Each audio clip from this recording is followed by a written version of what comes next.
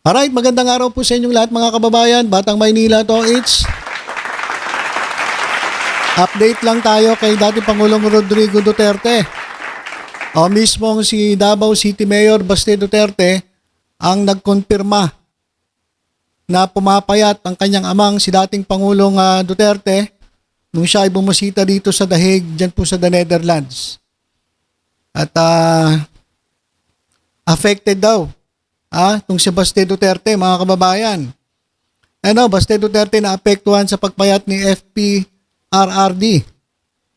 Ayan, basahin lang natin maikling balita. Inihayag ni Davao City Mayor Baste Duterte na pumayat ang kanyang amang si dating Pangulong Rodrigo Duterte sa pagbisita niya dito sa The Hague, Netherlands. Bumisita si Mayor Baste sa kanyang ama sa International Criminal Court Detention Facility noong Lunes, kasama ang kanyang inang si Elizabeth Zimmerman. Noong una ko siyang nakita physically, pumayat siya. Kasi walang tuyo. So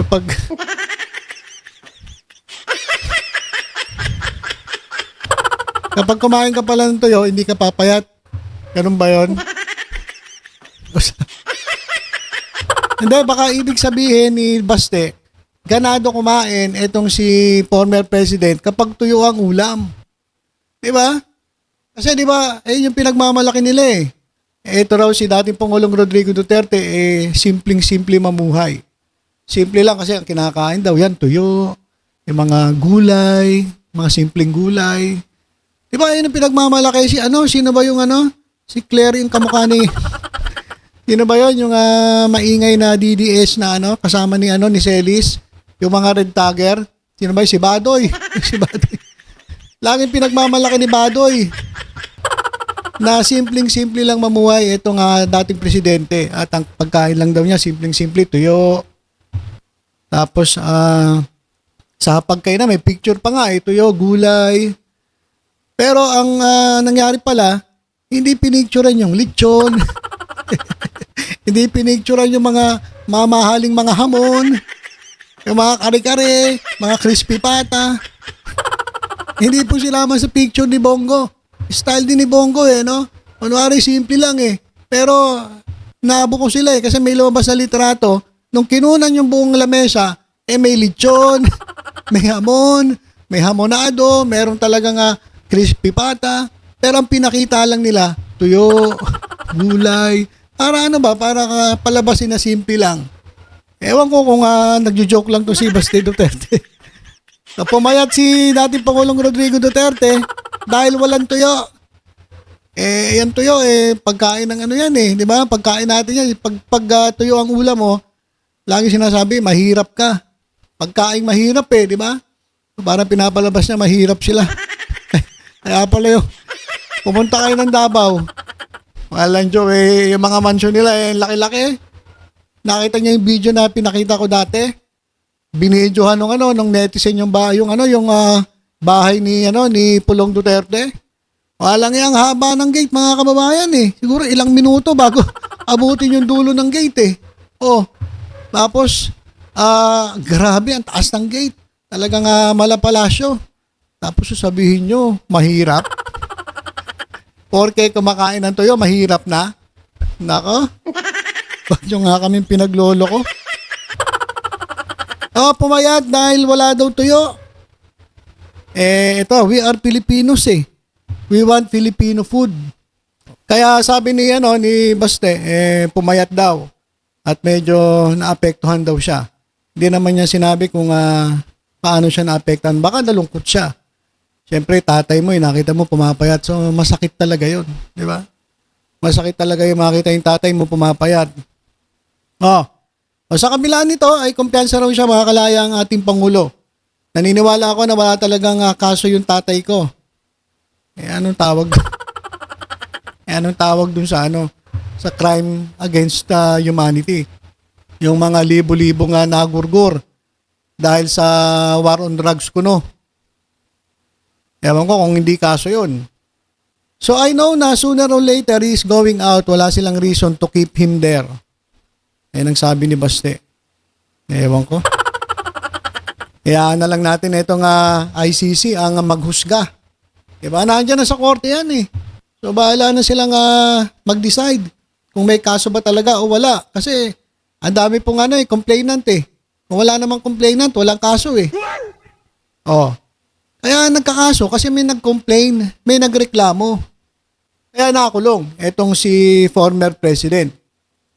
At basahin ko lang yung yung mga reaksyon ng ilan sa ating mga kababayan kasi masaya kapag nagbabasa tayo ng, ng mga komento ng ilan nating kababayan eh.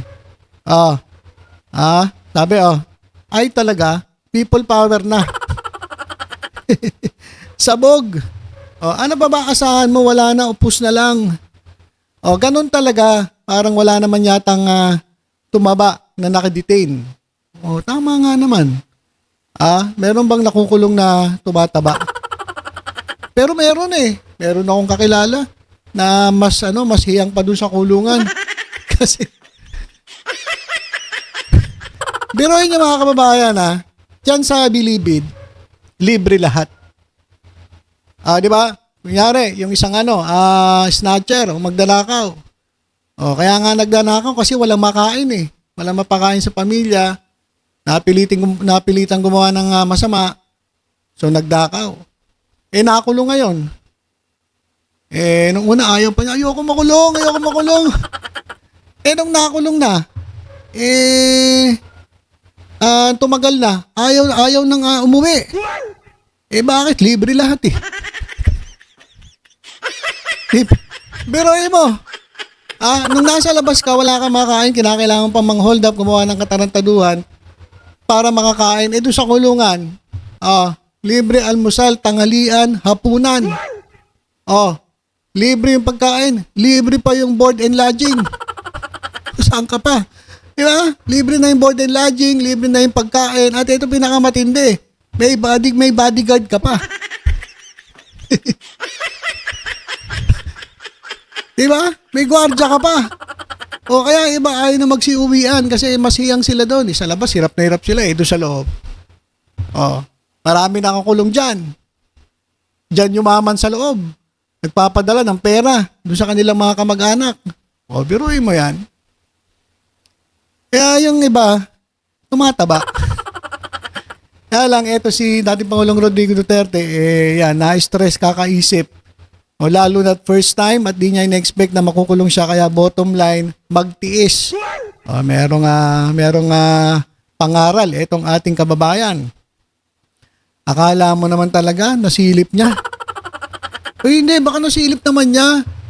Ito naman si kababayan, nasilip naman niya siguro. Hindi naman siya sasabihin na pumayat. Hindi niya nakakita. Diba? Nakakapasok naman ata sila eh. Siyempre, immediate family members, pwedeng papasukin. Ito matindi. Kaya, sabi ko sa iyo, sarap magbasa ng mga comment eh. Ito mga kababayan. Bakit daw pumayat? Kaya daw pumayat, ay sa kajajakol yan. Sira ulo rin ito. Kababayan natin na ito. Pumayat daw dahil sa kajajakol. Alang talaga naman. Ano ba naman kayo? Ayusin nyo nga yung mga comment ninyo. Sabi ko, masarap magbasa ng mga comment eh. Magpasalamat tayo kasi payat lang. Tama nga naman. Diba? Mas magandang payat kaysa dedo na. Mas maganda yung payat. Tsaka, mas maganda yun kasi alam nyo pag masyado kang mataba, yan eh. Dami mong sakit. Diba? Kaya, magpapayat na kayo. Kung gusto nyo pumayat, huwag kayo kumain ng tuyo. Kasi yung tuyo, nakakapagpataba pala yan. Sabi ni Baste. Ito naman, dapat lang pagbabayaran niya, mamamayat siya. Galit. Nagalit naman yung ating kababayan. Ito talaga pinakamatindi dyan. Kaya pumayat dahil sa kajajakol. Sira ulo din to kababayan. Okay yan mga kababayan, yung update natin kaya dating Pangulong Rodrigo Duterte. Grabe mukhang stress na ang dating Pangulo At ayon kay Baste Duterte, nakita niya na talagang pumayat ang kanyang tatay dahil walang tuyo. Hindi padala mo ng tuyo. Ba't hindi ba pwede tuyo doon? Hindi ba pwede tuyo sa Netherlands? Pwede naman natin magbigay ng tuyo eh. Bawal ba? Nababahuan ba yung mga taga-Netherlands niya sa tuyo? Kasi pag niluto mo, manganga mo yung kwarto niya, di ba sarado yon? Baka ayaw siguro kasi baka nanganga mo yung tuyo kaya pinagbawal yung tuyo. Ha? Ewan ko, paki-comment nga mga kababayan kung bawal ba tuyo dun sa ICC detention facility. Kasi pwede sila magluto ron eh. Kaso siguro sobrang baho. Kaya hindi pinapayagan magtuyo. Eh yun pala ang favorite ni dating Pangulong Rodrigo Duterte. Sabi ni Bongo. Pero hindi niya pinakita sa picture talaga eh. Hindi niya talaga pinakita eh. Yung mga lechon eh, mga crispy patay, yung mga monado eh. Talaga naman to si Mr. Malasakit eh. Ano rin eh, minsan fake news din eh. Kaya, ako. So yun mga kababayan ng ating update. Sa kalagayan ni dating Pangulong Rodrigo Duterte, nangangayayat na raw po. At naapektuhan na raw si Baste. Hindi niya sinabi kung paano siya naapektuhan. Siguro nalungkot siya. Diba? Magka-request ka na pwedeng magpasok ng tuyo dyan para tumaba uli si former president. Diba? Okay, so ilan po mga kababayan, tutok-tutok lang po dito sa Batang Maynila. To sa iba pang updates, ingat po tayong lahat. God bless po.